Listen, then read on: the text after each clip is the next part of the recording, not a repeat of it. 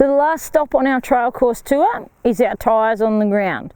Now you can see here I've got a quite large tractor tyre, and then over to my right there's two smaller tractor tyres.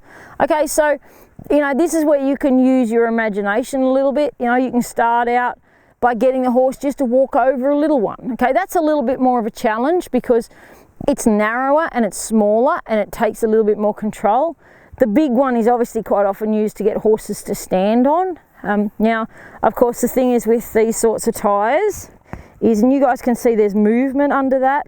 Okay, they take a lot to fill, and this, you can see it's still a bit rocky and there's a bit going on. You know, we're still working on getting this, so you know, I would fill it more again very shortly and sort of cover those rocks over. We obviously used rocks and dirt to fill it because that is a pretty large area, and Charlie will tell you it takes a lot to fill that tyre. So you know, we want to make it as easy as we can. I mean, you know, I'm talking about making this stuff free. Okay, I'm talking about the fact that, you know, someone gave me the tyre and then, you know, we had the rocks and the dirt here. You know, you could go and buy a load of blue metal, okay, or something like that and fill it. That's not a problem, okay? But this is just what we did it with. I personally, it's a personal thing, don't like carpet on them. But that's just me. You might be quite happy to fill it and put carpet on it. I would rather fill it and leave it as is. Okay, so now we'll ask Bob to step over it.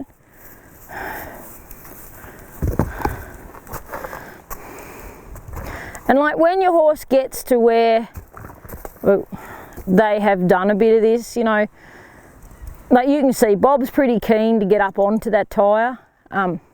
He knows that the tyre means rest, okay, and there's a reason why I wouldn't do this as the first exercise for the day, okay. But yeah, because Bob has done a lot of this, he knows that when he gets the tyre and he stands on the tyre, he gets to stand there. I can tell you he didn't start out like this. So if he walks off like that, we just go forward.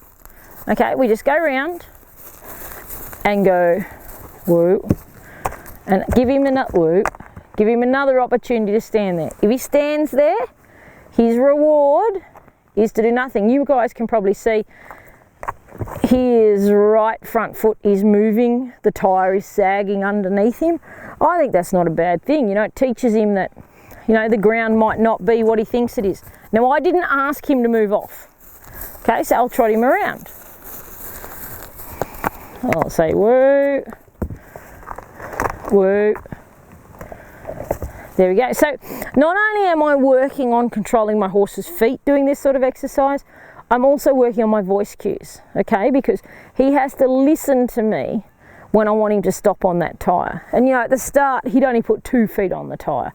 You know, we've progressed to where he'll happily stand with 4 feet on the tyre. And that's what we're looking for, okay? I want him to stand up there and be as happy as Larry, and you know, just be comfortable about it. You guys can all see how comfortable he is about it. Now, just because he hasn't done this before, so let's go to the small tyres. You can see I'm going to lunge him around. You know, in these small tyres, there's a few different things you can do with them. Okay, like you can lunge your horse between them. I mean, I could put a rail between those 2 tyres and use it like a little jump. There's a heap of different things you can do. You know, you can use it like we were using the tyres that are dug into the ground.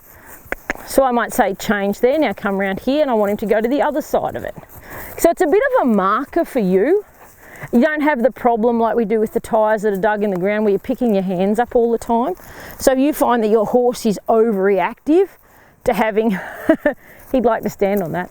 If you find your horse is overreactive to you moving your hands when you're doing the other tyre work, you know, do some of this.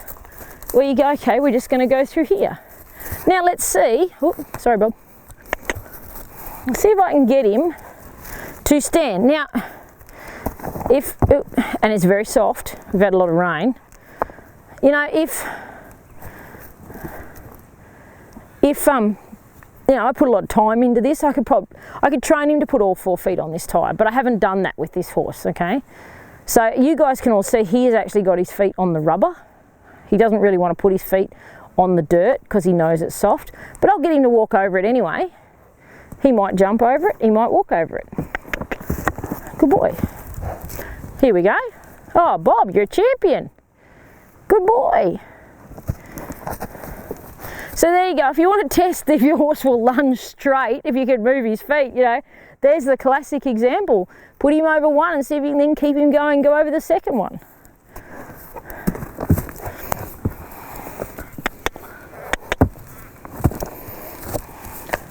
You know, you can't ask for much more than that. And you know, and this is the thing, all of these things that we have gone through today in this little demonstration, they have all been stuff that has cost basically nothing. Like I said, you know, sure, we have a bridge and we have a gate and you know, but we've gone and bought stuff for those things, you know. You know, this is just using literally imagination.